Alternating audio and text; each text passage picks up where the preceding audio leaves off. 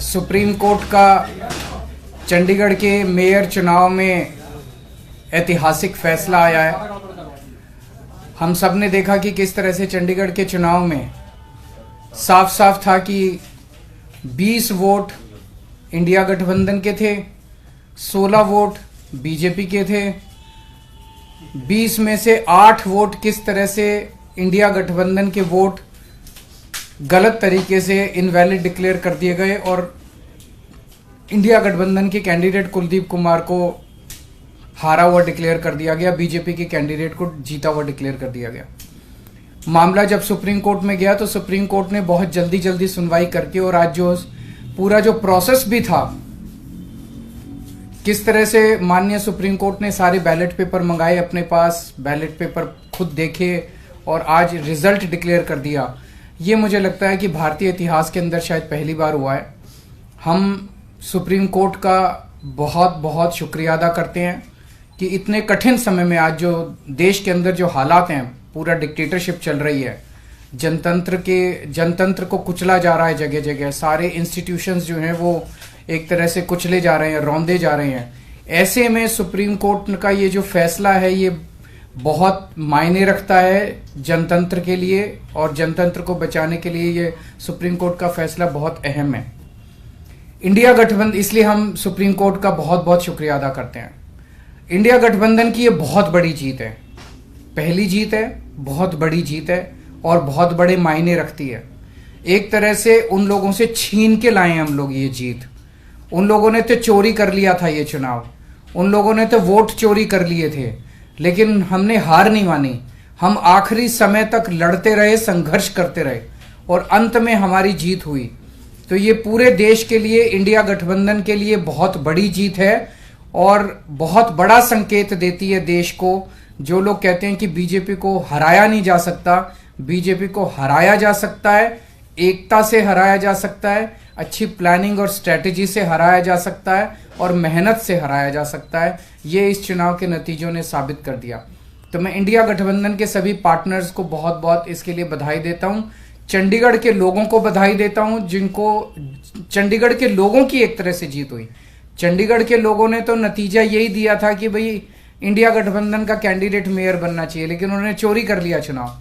तो एक तरह से जनता की हार हो गई थी, लेकिन अब जनता की जीत हुई है और पूरे देश की जीत हुई है। पूरे देश ने देखा कि किस तरह से बीजेपी ने यह चुनाव चोरी किया। इस चुनाव में 36 वोट थे टोटल, बीजेपी के, कांग्रेस के, आम आदमी पार्टी के, अकाली दल के 35 काउंसलर और 1 मेंबर ऑफ पार्लियामेंट, 36 वोट थे। उन 36 वोट्स की काउंटिंग में बीजेपी वालों ने 8 वोट चोरी कर लिए, 25% वोट चोरी कर लिए 36 के अंदर। सोचो, अभी कुछ दिन के बाद देश का बड़ा चुनाव होने वाला है, उसमें 90 करोड़ वोट हैं। अगर ये 36 वोट में से 25% वोट चोरी कर सकते हैं, 90 करोड़ वोटों में ये कितने वोटों की चोरी करेंगे, सोच के भी रूह कांप उठती है, रोंगटे खड़े हो जाते हैं। सुनते तो थे कि बीजेपी वाले गड़बड़ करते हैं, सुनते तो थे कि बीजेपी वाले बदमाशी करते हैं, वोटों की चोरी करते हैं, पर कभी कभी मन कर सबूत नहीं था, निकल के नहीं आता था।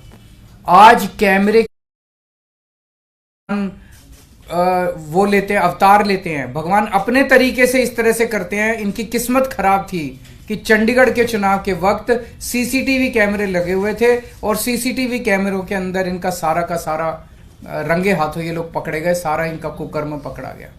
इससे साफ जाहिर है कि कितने बड़े स्तर के ऊपर ये वोटों की चोरी करते हैं। अब बड़ा मसला ये है, पूरे देश को सोचना पड़ेगा कि अगर जनतंत्र नहीं बचेगा तो कुछ नहीं बचेगा। आज जितनी कॉन्फिडेंस के साथ ये कह रहे हैं 370 सीट आएंगी, 370 सीट आएंगी, एक तरह से देश के लोगों को चैलेंज कर रहे हैं ये लोग कि तुम्हारे वोट की जरूरत नहीं है हम लोगों को, हमारी तो आ रही है 370 सीट। तुम्हारे वोट की जरूरत नहीं है हम लोगों को, हमारी तो आ रही है 370 सीट। अगर उन्हें इतना कॉन्फिडेंस है 370 सीट का, कहां से आ रहा है ये कॉन्फिडेंस? कुछ तो गड़बड़ कर रखी है इन्होंने। और जिस देश, अगर किसी देश के अंदर चुनाव के पहले पार्टियां साफ साफ कहना चालू कर दे हमें वोट की जरूरत नहीं है, हमें लोगों की जरूरत नहीं है, उस देश के अंदर फिर जनतंत्र बहुत बड़ा खतरे में है। पूरे देश को मिलके 140 करोड़ लोगों को मिलके जनतंत्र को बचाना पड़ेगा। इससे ये भी साफ है ये लोग चुनाव जीतते नहीं हैं, ये लोग चुनाव चोरी करते हैं। आज ये पूरे प्रकरण ने, चंडीगढ़ के पूरे चुनाव ने इन लोगों को बेनकाब करके पूरे देश के अंदर बेनकाब कर दिया इन लोगों ने। दूध का दूध और पानी का पानी हो गया। मैं फिर से एक बार इंडिया गठबंधन को बहुत बहुत बधाई देता हूं और माननीय सुप्रीम कोर्ट को बहुत बहुत शुक्रिया अदा करता हूं। अगर एक दो क्वेश्चंस आपके हैं तो। 3 पार्षद भी बीजेपी में चले गए, वो भी एक बड़ी चीज है कि इनका पूरा षड्यंत्र क्या था, कि षड्यंत्र था कि हमारे अब पार्षदों को तोड़ेंगे। ये चुनाव, जैसा मैंने कहा कि पहले तो पूरी कोशिश करते हैं ईवीएम में धांधली कर दो, इसमें धांधली कर दो, किसी भी तरह से चुनाव अगर हार जाएं तो फिर ये काउंसलर्स को तोड़ना चालू कर देते हैं, एमएलए को तोड़ना चालू कर देते हैं, सरकारें गिरानी चालू कर देते हैं, ईडी लगा देते हैं, सीबीआई लगा देते हैं, पैसे की गड्डियां फेंकते हैं उनकी तरफ, सब तरह से तोड़ने की कोशिश करते हैं। ये जनतंत्र थोड़ी है। सर इस चुनावों ने दिखाया कि कैसे अगर आम आदमी पार्टी और कांग्रेस मिल जाए तो बीजेपी को हरा सकते हैं। मैंने अभी यही बोला। हुआ तो क्या पंजाब में भी आप इस पर? ये मैंने बोला कि किस तरह से अगर हम सारे लोग इकट्ठे हो जाएं, इंडिया गठबंधन के इस चुनाव ने एक बहुत बड़ा मैसेज दिया है।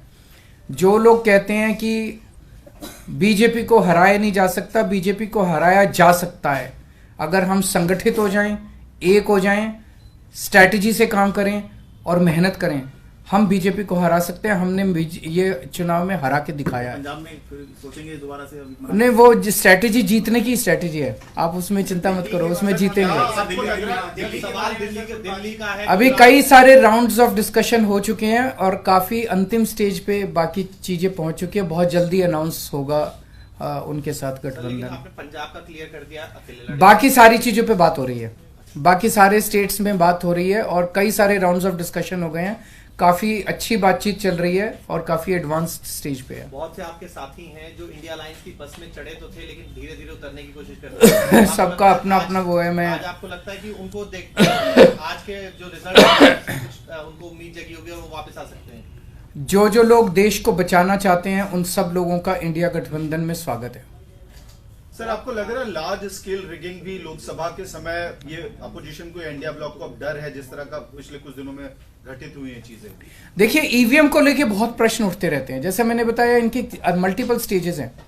पहले तो ये चुनाव में गड़बड़ करते हैं, तरह तरह की गड़बड़े करते हैं, वोटर लिस्ट गड़बड़ कर देते हैं, ईवीएम के अंदर गड़बड़ी की बहुत सारी शिकायतें और बहुत सारे वो आए हैं, लेकिन उसके ऊपर कभी भी इन लोगों ने जनता का विश्वास जीतने के लिए ईवीएम के गड़बड़ी जो आरोप लगे उसको इन्होंने जनता का विश्वास स्ट्रेंथन नहीं किया। तो ईवीएम के उसके बावजूद भी अगर ये कहीं चुनाव हार जाएं तो फिर ईडी है, ईडी छोड़ देते हैं, सीबीआई है, सीबीआई छोड़ देते हैं, उससे भी कोई नहीं माने, पैसे फेंकते हैं उसकी तरफ। उसके बाद ये एमएलए और एमपी तोड़ लेते हैं। इस तरह से जनतंत्र मल्टीपल लेवल पे अब खतरे में है और जनतंत्र सबसे इंपॉर्टेंट है देश के अंदर। जनता की चलनी चाहिए, जनता अपनी सरकार चुने। अगर जनता की नहीं चलेगी और एक किसी व्यक्ति को अगर ये अहंकार हो जाएगा कि हमारी तो 370 सीट आ रही है, जनता की तो जरूरत ही नहीं है, 140 करोड़ लोगों की मुझे क्या जरूरत है, मेरी तो 370 सीट आ रही है, तो उसके बाद जनता कहां जाएगी? जनता अपना घर बैठे, वो कह रहे हैं कि जनता घर बैठे, हमें तुम्हारी जरूरत नहीं है। डिप्टी मेयर और सीनियर डिप्टी मेयर का भी होना है, उसमें कितने आश्वासन? उसका मैं डिटेल्स पता करके बताऊंगा, क्योंकि मुझे नहीं पता अब लीगल क्या पोजीशन है। मेयर डिप्टी मेयर का चुनाव कराता है, तो चूंकि वो मेयर नहीं रहा, उसने चुनाव कराया था, अब नया मेयर बना है, तो क्या वो भी दोबारा होगा, मेरे को अभी इसके बारे में क्लैरिटी नहीं है। मैं वकीलों से बात करके बताऊंगा। Thank you.